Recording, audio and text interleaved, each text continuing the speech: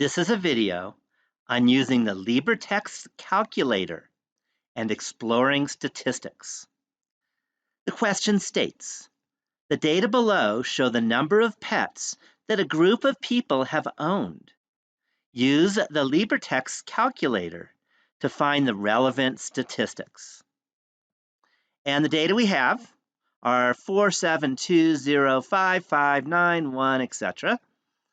That's the answer to the survey question. How many pets do you own? And let's go and use the calculator. So here's the LibreTexts calculator, and we want to find statistics, and we have some data. So I go to this number 2, one variable statistics calculator, and I click on that, and it says type in the values of the data set separated by commas. So I'm going to type them in, and I'm going to save you the pain and just do it. So 4, 7, 2, etc., all the way up to 4, 3, 2. And I have to choose whether this was a population or a sample.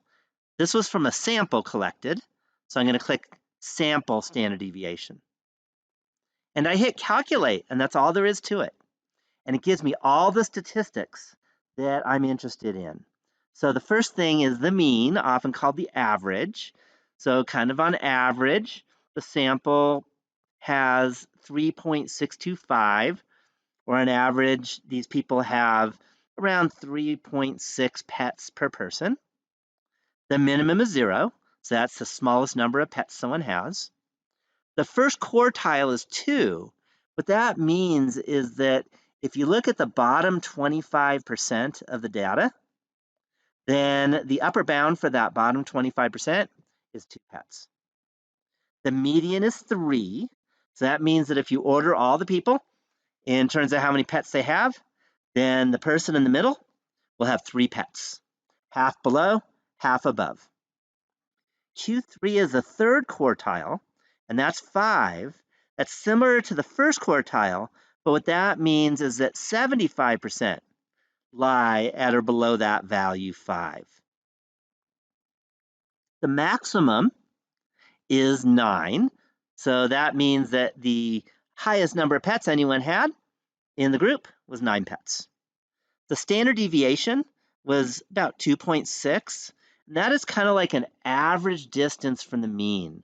So if you look, for example, the mean is 3.6-ish, and this first person had 4, very close to the mean, but the next person had 7, a bit farther from the mean. So if you kind of take an average of all the distances from the mean, it is similar to the standard deviation. The variance is about 6.78, and that's just the standard deviation squared. I won't go into that. The IQR stands for the interquartile range, and that's 3. And what that means is the range between Q1 and Q3. So that says that if you look at the middle half of the data, okay, the middle 50% of the people in terms of how many pets they own, then they have a spread of 3 pets. And then finally, the sample size is 16, and that's just how many people that were asked. And that's it. I'm done with the problem. Thank you for watching this video.